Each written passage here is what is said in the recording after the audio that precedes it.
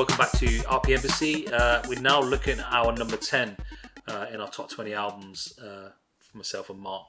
Again, if you haven't checked out the previous, check out the previous. You're going to see an array of records. We're now on number 10, so we're getting closer to the number 1 spot. My choice for this one, again, was quite hard because this band were quite influential. And this album actually came out in 1978, so it was way ahead of its time. And you can understand why this influenced a lot of like the early hip-hop electro. And one of the most known tracks on this is The Model, and it's basically Kraftwerk's Man Machine. This was also the first album that Karl Bartos was the composer on a Kraftwerk album. I think this was the 7th studio album from Kraftwerk, so they did quite a lot before this, but it was this one that really kind of brought them to the forefront of electronic music, especially with the New Romantics picking this album up. I knew there was a big track in or album for Rusty Egan at the Blitz Club as well.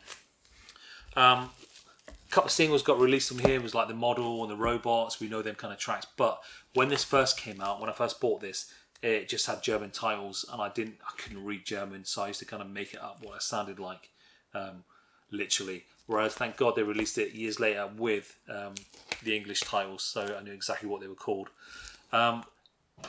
I do have a 12-inch we're going to use in a next or a further down the line.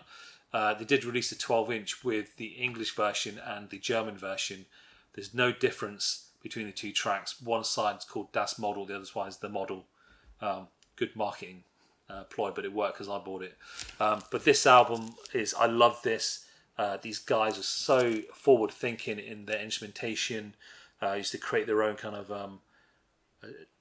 synth drums. The way they presented themselves, like as robots.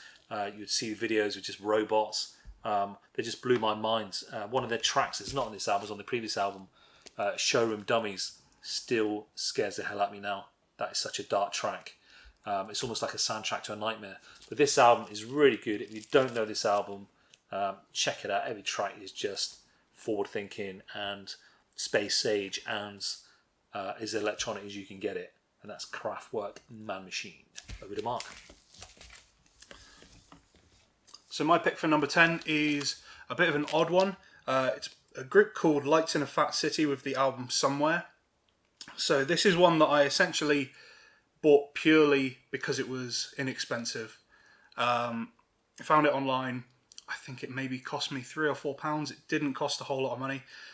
There's not a ton of information about the group, but essentially it's formed, at least at the time of this one being released in 1988, 3 composers, Stephen Kent, Eddie Sayer, and Kenneth Newby.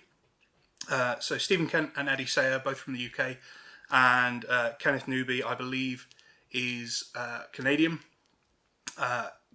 Stephen Kent grew up in Africa and then moved to the UK. They essentially have made like an album focused on didgeridoo.